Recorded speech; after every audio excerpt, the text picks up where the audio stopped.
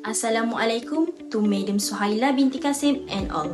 Today, our group will be presenting AirAsia Organizational and Operational Challenge under subject HRM645 Change and Organizational Development.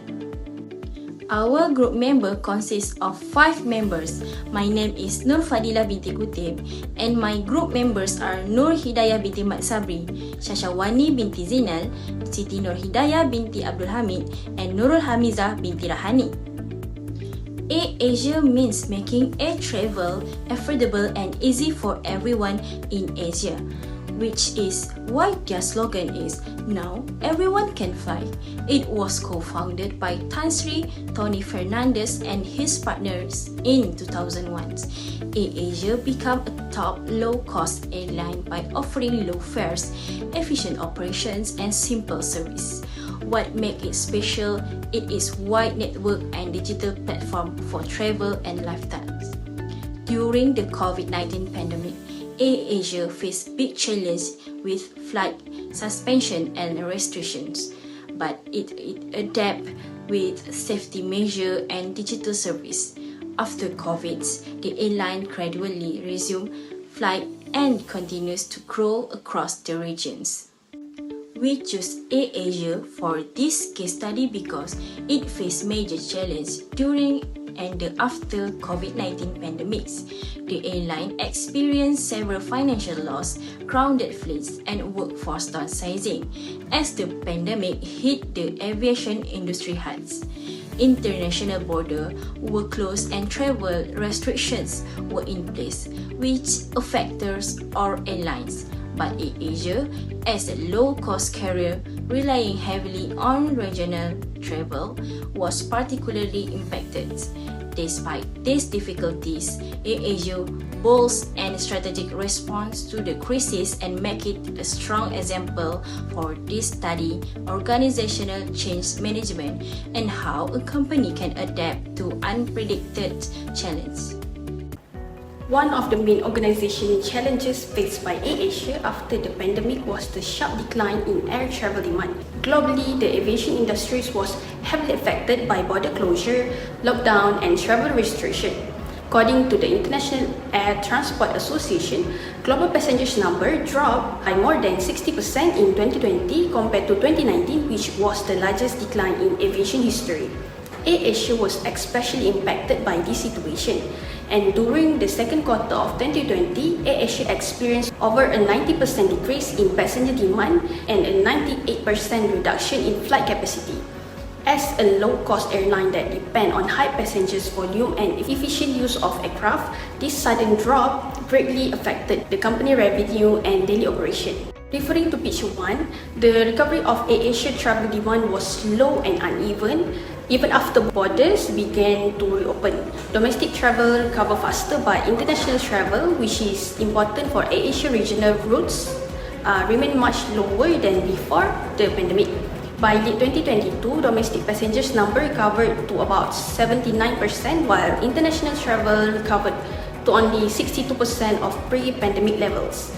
As shown in picture 2, this prolonged weakness in international travel forced AirAsia to reduce flight capacity, adjust routes, manage its workforce more carefully, and apply stricter risk management.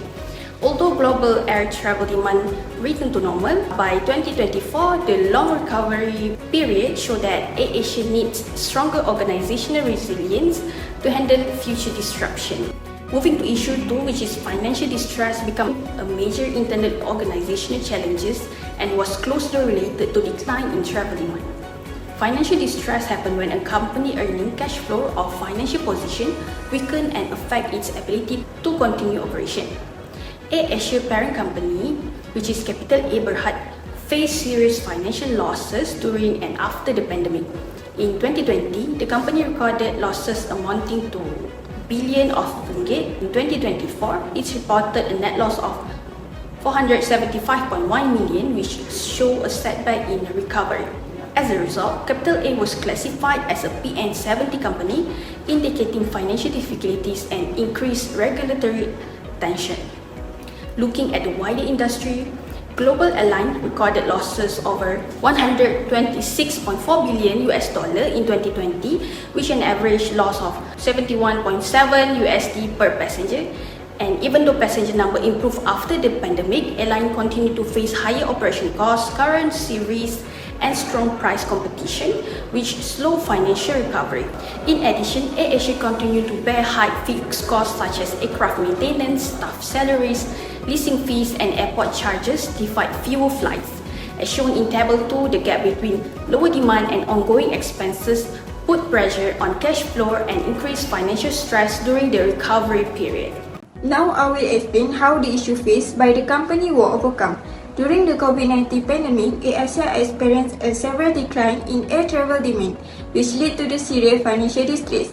To respond to this crisis, the company implemented two major interventions. The first intervention is cost reduction initiative. AirAsia introduced these measures to control expense and maintain operation during period of low demands. First is by aligning workforce size with operation demand. AirAsia adjusts its workforce size according to reduced flight frequency and uneven travel recovery. This helped prevent overstaffing during long period of limited operation while still retaining essential roles. As a result, labor costs were reduced without compromising operational safety. Second is by shared financial responsibility across the organization. AirAsia adopted a shared responsibility approach, where senior management lead example by accepting significant pay sacrifice. Temporary pay adjustments were also implemented across different employee levels. Instead of shutting down operation, this approach spread the financial burden more fairly during the challenging periods. Third is by shifting focus to survival-based spending. AirAsia shifted its spending priorities from growth and expansion to survival. Resources were redirected towards core operational needs, while optional and non-essential expenditures were frozen. This helped extend the company cash runway and ensure business continue as travel demand slowly recovered. Second intervention is emergency funding and debt restructuring. Besides cost reduction, AirAsia also took financial measures to stabilize cash flow and avoid failure to pay. First is by maintaining cash flow to sustain critical operation. AirAsia accessed external financing to ensure safety and regulatory obligations could continue without disruption. This funding allowed the company to maintain aircraft readiness and retain its workforce during period of minimal operations. Second is by reducing short-term financial pressure. The company restructured its debt by negotiating repayment terms with creditors.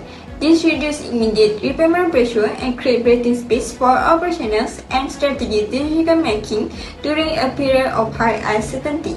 Third is by supporting long-term organizational recovery. Finally, emergency funding and debt restructuring help stabilize AirAsia financial structure. This improves confidence among investors, lenders, and employees and positions the company for a gradual return to profitability in the post-pandemic periods. After AirAsia managed to overcome the crisis, the next step was to see how effective their actions really were.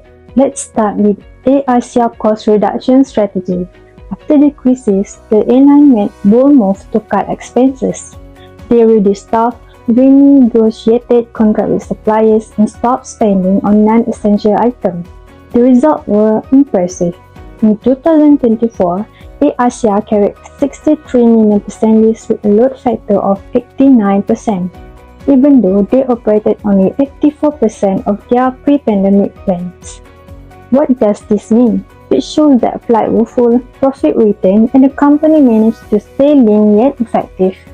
In short, cost-cutting stabilized the business and proved to be a smart survival tactic.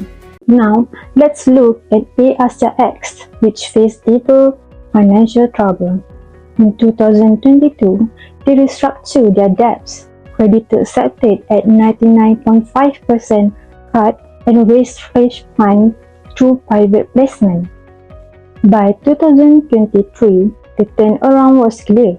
The company recorded RM2.5 billion in turnover and RM366.5 million in net profit. It's the best performance since COVID. In the last quarter alone, revenue jumped to RM800 $180.2 million, more than double compared to the year before. This showed that restructuring restored financial stability, rebuilt investor confidence, and positioned HRM645 to exit its PN17 distressed status by 2025. Together, this action transformed survival into recovery and recovery into growth. HRM645 is now stronger, more stable, and ready for the future. In conclusion, HRM645 case study provide valuable lessons for managing future organizational change and development process. The severe decline in air travel demand highlights the importance of organizational agility, where rapid operational adjustments and capacity rationalization and workforce realignment are critical in responding to sudden external disruptions.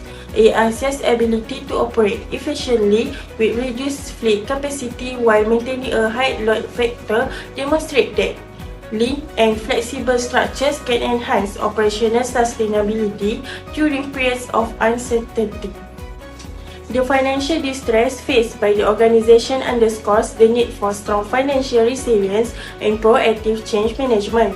Cost reduction initiatives help stabilize operations and preserve core capabilities, while emergency funding and debt restructuring restored solvency and stakeholder confidence.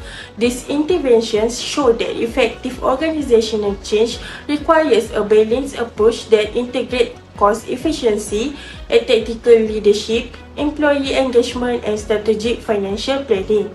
By applying these lessons, organizations can strengthen their resilience, improve change outcomes, and better navigate future crises and large scale of transformation.